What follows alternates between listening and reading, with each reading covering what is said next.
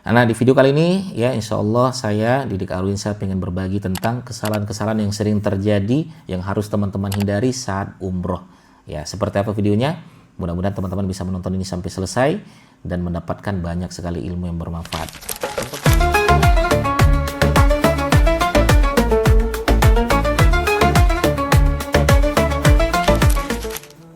Assalamualaikum warahmatullahi wabarakatuh. Alhamdulillah wassalatu wassalamu ala rasulillah wa ala alihi wa sahbihi wasallam. Sahabat-sahabat Umroh United dimanapun Anda berada, teman-teman penonton setia Umroh United di Instagram, di YouTube, terima kasih sudah mampir kembali di channel YouTube ini ya. Baik, kalau kita berbicara tentang kesalahan-kesalahan yang sering terjadi ya, apalagi ini harus teman-teman hindari untuk teman-teman yang mau berangkat umroh atau yang sudah pernah berangkat, itu akan menjadi pelajaran yang sangat berharga, dan ini saya rangkum dalam bentuk ya pelajaran berharga dan kesalahan-kesalahan yang harus teman-teman hindari ketika mau berumroh ya. Baik, yang pertama kesalahan yang sering terjadi adalah kurangnya persiapan fisik kita. Nah, kurangnya persiapan fisik ini seperti apa? Jadi teman-teman yang mau berangkat umroh misalnya bulan depan, kalau bisa 1 bulan sebelum nih siapkan fisiknya, tenaganya, ototnya dari sekarang ya.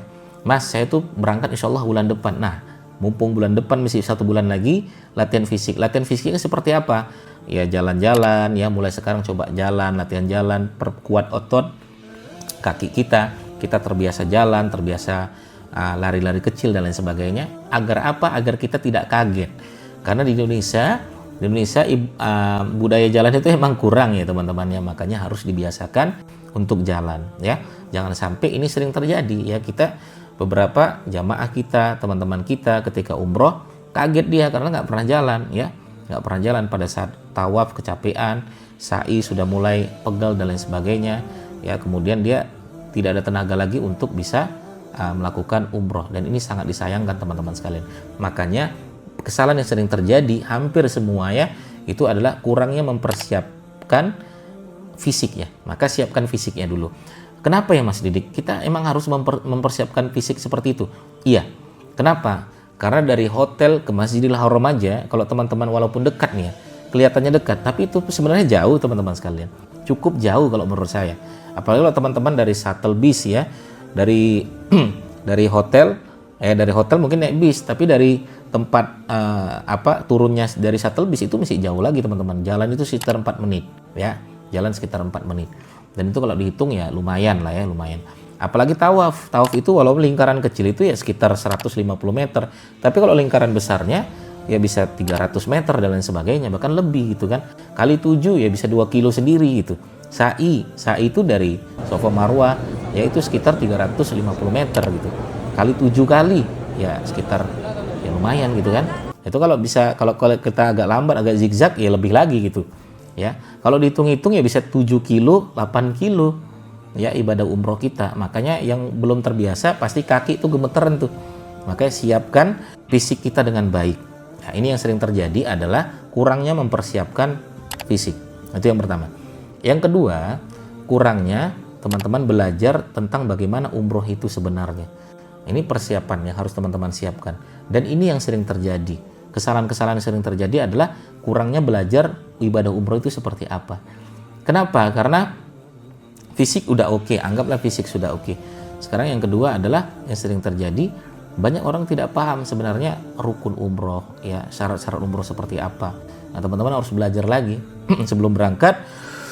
1 bulan ya coba dipelajari di YouTube, atau teman-teman ikut manasik umroh dengan baik dan lain sebagainya. Bagaimana cara memakaikan ihram. Ada yang lupa gitu kan, dia pakai topi, lagi umroh lupa pakai wangi-wangian ya, lagi umroh lupa memegang Ka'bah, di mana Ka'bah ada wangi-wangian di sana. Dia tidak mempelajari hal itu. Teman-teman harus tahu ilmu-ilmu seperti itu. Nanti saya akan coba merangkum itu juga di video-video yang lain ya. Tapi intinya teman-teman harus belajar tuh, ada buku-buku tata cara umroh. Kenapa dari buku itu sebenarnya udah lengkap ya, mulai dari kita kedatangan, nanti kalau kita dari Madinah ya kita ngambil mikotnya di mana, kalau kita langsung ke Mekah dari Indonesia ambil mikotnya di atas pesawat. Jangan sampai kita sudah sampai Jeddah mau langsung ke Mekah ya, kita dari Indonesia kita lupa pakai pakaian ihram, lupa ngambil mikot di dalam pesawat. Nah, itu hati-hati sekali. Banyak nggak yang terjadi seperti ini? Banyak sebenarnya. Kita terima dan dengar dari jamaah-jamaah. Bahkan kita pernah mewawancari beberapa teman-teman yang ada di Jeddah, ya, itu mau langsung ke Mekah tapi belum ngambil mikot dari Indonesia. Nah, makanya harus nomor 2, ini kesalahan yang sering terjadi adalah pelajari tata cara umroh dengan baik. Ya, itu yang kedua ya. Yang ketiga adalah lupa makna ibadah tapi terlalu banyak belanja nih. Bukan berarti belanja tidak diperkenankan dan tidak diperbolehkan. Boleh-boleh saja, kita juga belanja, kita juga ini. Tapi tetap niat kita yang pertama adalah makanya kita bawa jamaah. Ingat jamaah, Bapak Ibu sekalian, tujuan kita adalah berumroh, kita beribadah karena ada jackpot yang luar biasa yang kita dapatkan di Masjidil Haram di Madinah. Kita dapat 100.000 kali lipat kalau kita sholat di Masjidil Haram. Kalau kita sholat di Masjid Nabawi kita dapat 1.000 kali lipat. Ya, itu bagaimana kalau kita berimam gitu ya. Ya, bagaimana kalau kita sendirian, nah, dan lain sebagainya. Tapi pastikan itu menjadi bagian dari tujuan utama kita. Ya, belanja itu niat yang kedua. Makanya kalau di Umroh United teman-teman sekalian, kita tuh tujuan utamanya adalah ibadah, tujuan kedua, ketiga, keempat boleh. Tujuan kedua mau ketemu saudara, ketemu teman, silakan. Tujuan ketiga misalnya mau beli parfum, silakan. Tujuan keempat mau city tour, silakan. Ya, tapi tujuan utama kita, niat utama kita adalah beribadah kepada Allah Subhanahu wa taala. Itu yang ketiga. Yang keempat yang sering terjadi, kesalahan-kesalahan yang sering terjadi adalah lupa kita menjaga adab. Ya. Lupa menjaga adab itu seperti apa? Ini yang sering terjadi ya sahabat-sahabat ya, banyak teman-teman yang merokok di dalam hotel itu banyak teman-teman ya, kita lihat ya, bahkan ada yang marah-marah ya di Masjidil Haram pada saat tawaf. Nah, ini hindari ya, makanya saya sama istri dan teman-teman selalu saya tekankan untuk teman-teman yang berangkat umroh ya, kita tekankan, kita bilang di sini esensi kita di sini adalah kita beribadah. Maka kalau ada yang ngajak berantem, ngikut, udah, fokus kita esensinya adalah beribadah kepada Allah Subhanahu wa taala, berumroh, kita sholat, ngaji di situ, tawaf dan lain sebagainya. Maksimalkan semua. Fokus kita, esensi kita di sana.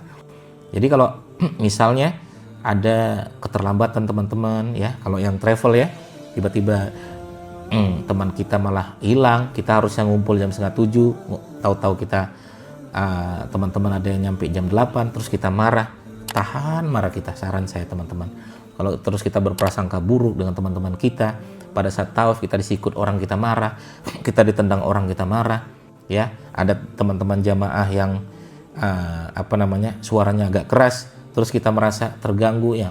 Saya sama istri bilang seperti ini, pada saat kita umroh belajarlah memaklumi ya, belajar memaklumi. Belajar memaklumi itu seperti apa? Kita lihat ada orang yang mungkin ya sedikit keras suaranya, kita maklum, oh dia negaranya seperti itu.